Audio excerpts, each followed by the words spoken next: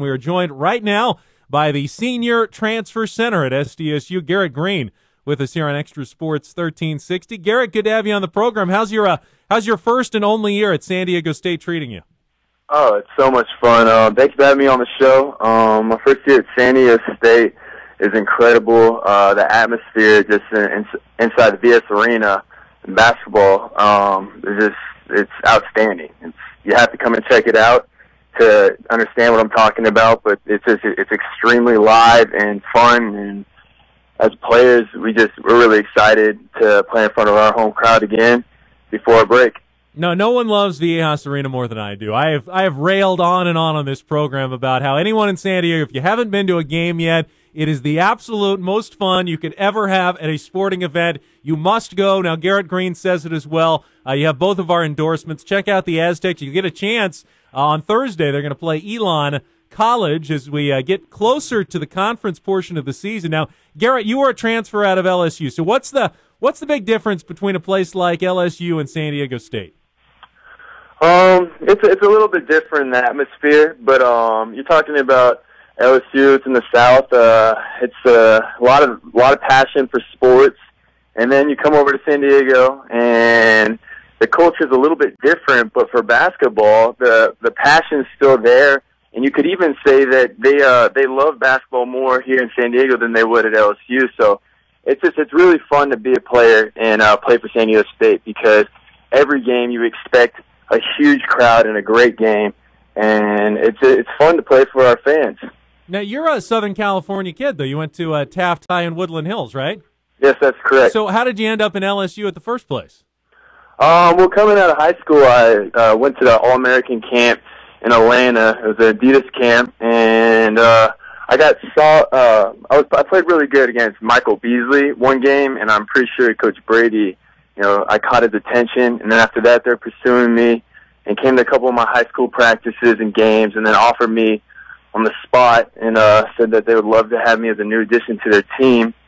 And they're coming off a really good year, and they're top 2 preseason ranked, and I thought I couldn't go wrong. I knew a lot about LSU and their sports, and I thought it was a good change, and it'd be a good new beginning for a career of mine, and I signed with LSU within a month.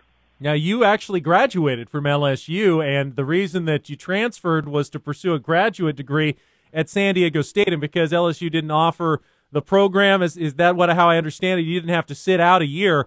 Was it tough to leave? I mean, what was the situation that made you decide to come back to San Diego for your last year?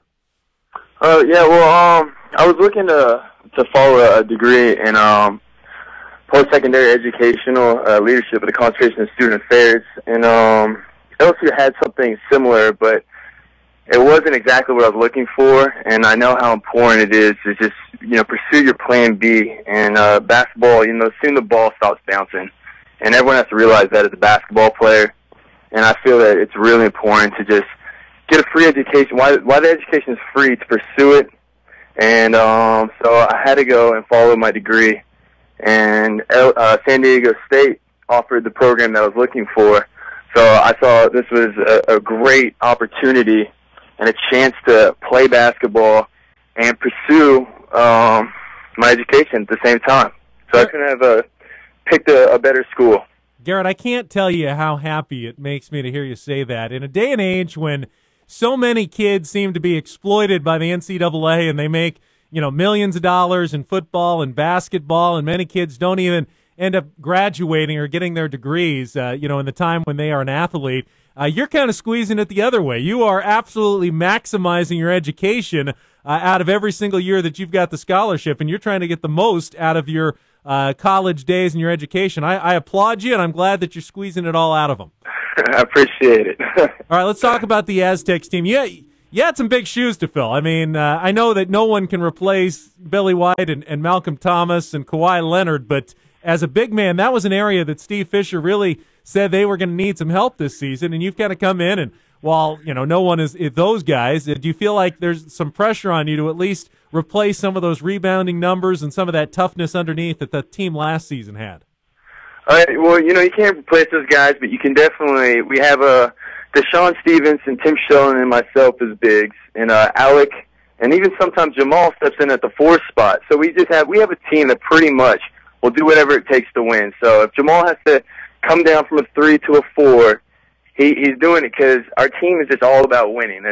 We just want it. We don't try to live to the expectations that people have for us, and we know that last year was an absolutely incredible season for San Diego State basketball, and we're just trying to have that happen again.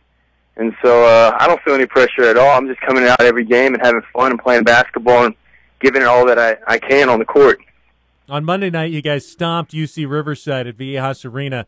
Can it sometimes be hard to keep your focus in a game like that when you are clearly the superior team on the floor and you jump out to a 20-point lead early? Does the attention sometimes wane as the game goes on? Sometimes for teams, they when they get ahead, they tend to slack. But Coach Fisher does a great job on keeping us focused and not allowing other teams to come back. In the sense, it's just keeping our minds just focused on continue to keep on not giving up on pressure on defense and keep on attacking on the offensive end. And he does a really good job on just preparing us mentally and physically before the games on what we need to do to be successful. Got a game against Elon on Thursday. I know nothing about Elon. I think they're from one of the Carolinas, if that's maybe the only thing that I remember about that. I could be wrong about that as well. This is kind of the unheralded portion of your schedule. After that tough start, and then you got conference play. Is there any danger of kind of looking ahead at some of those games? Are you guys pretty focused in on these games against some maybe lesser opponents here? Oh, we're really focused on Elon. I think they're going to surprise a lot of people. This is a team from back to east that has a big lineup. Our coaching staff says that there's something like a Long Beach type play and Santa Barbara type play. They have a really good big man.